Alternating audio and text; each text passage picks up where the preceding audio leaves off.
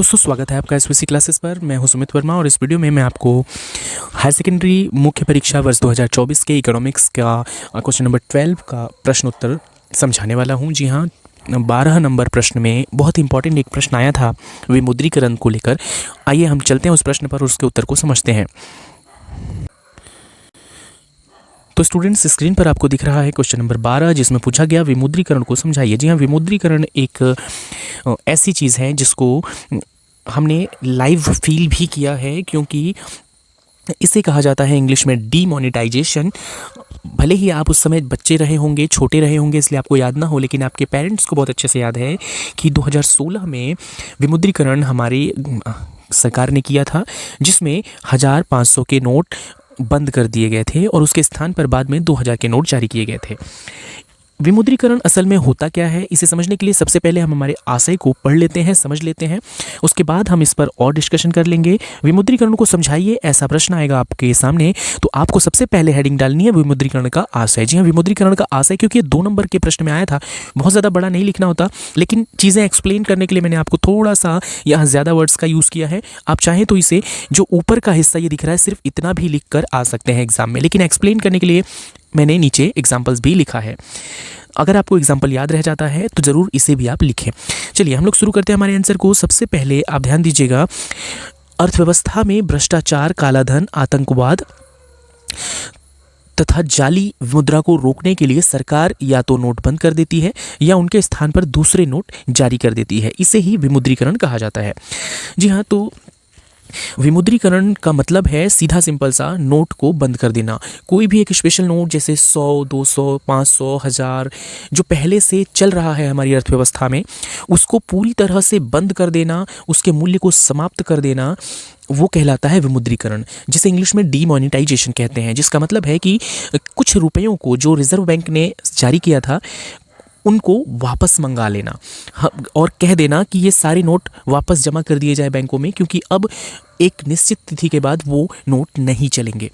ऐसा ही हुआ था जब रिजर्व बैंक अपने द्वारा जारी मुद्रा जनता से वापस मांग लेती है और उनके स्थान पर नवीन मुद्रा जारी करती है, तो इसे विमुद्रीकरण कहा जाता है। आप ये भी लिख सकते हैं।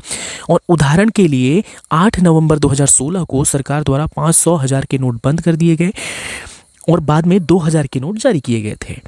लेकिन अब आपने देखा होगा कि कुछ समय बाद 2000 के नोट पुनः से बंद कर दिए गए। अब आपको 2000 के नोट मार्केट में देखने को नहीं मिलते।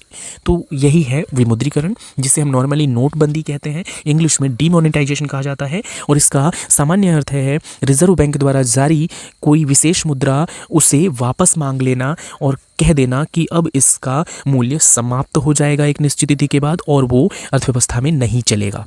तो उम्मीद है आपको विमुद्रीकरण समझ में आ गया होगा। ये डेट याद रखिएगा, कई बार ये आपसे ऑब्जेक्टिव में भी पूछता है।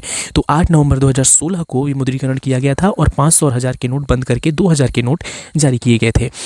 हालांकि अब 2000 के नोट भी बंद हो चुके हैं। उम्मीद है आपको ये समझ आया होगा। इसके अथवा में एक और प्रश्न आया था, देखते हैं कि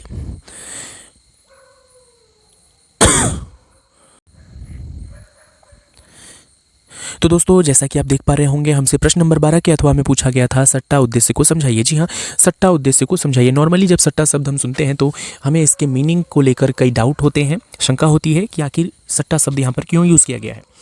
तो सट्टा उद्देश्य से क्या आशय है, इसको हम लोग जल्दी से रीड कर लेते हैं कि क्या हमें लिखना चाहिए और उसे हम कर लेंगे एक्सप्लेन भी।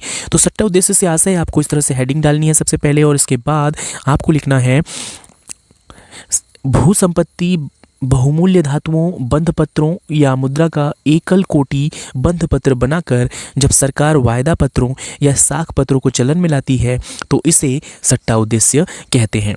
जी हाँ, भू संपत्ति मतलब जो ज़मीनें हैं या बहुमूल्य धातुएं जैसे कि सोना, चांदी या हीरा, इस तरह की बहुमूल्य धातुएं, या बंध पत्र मतलब कि जैसे कोई चीज़ हम बंधक रखते हैं और उसके लिए जो एग्रीमेंट तैयार होता है उसे कहते हैं बंध पत्र। मुद्रा का एकल कोटि बंध पत्र या कई बार बॉन्ड जिसे हम कहते हैं पैसों के, जब एक दो देशों के बीच उधार का लेन देन होता है, जब एक देश दूसरे देश से उधार लेती है या देती है तब एक बॉन्ड साइन होता है, तो उसे कहा जाता है मुद्रा का एकल कोटि बंध पत्र।